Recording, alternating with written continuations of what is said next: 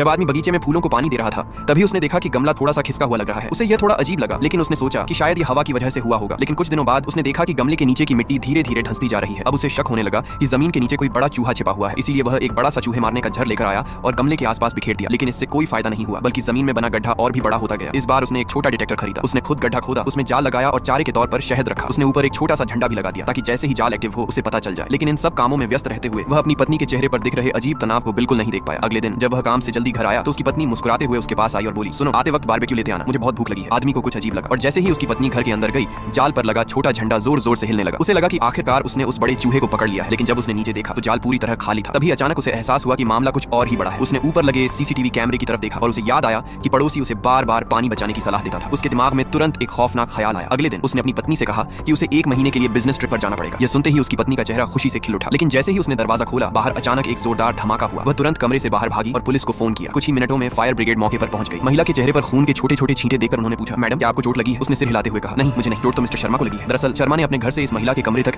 एक गुप्त सुरंग बना रखी थी। जब भी उसका पति काम पर जाता वह उसी सुरंग के रास्ते चुपके से अंदर आ जाता था। लेकिन इस बार पति ने जो जाल चूहे के लिए लगाया था वह ठीक उसी जगह एक्टिव हो गया और शर्मा उसी सुरंग में फंस गया। आखिरी वक्त पर रेस्क्यू टीम ने शर्मा को सुरंग में ढूंढ निकाला। हालांकि वह बुरी तरह घायल था, लेकिन किस्मत से उसकी जान बच गई।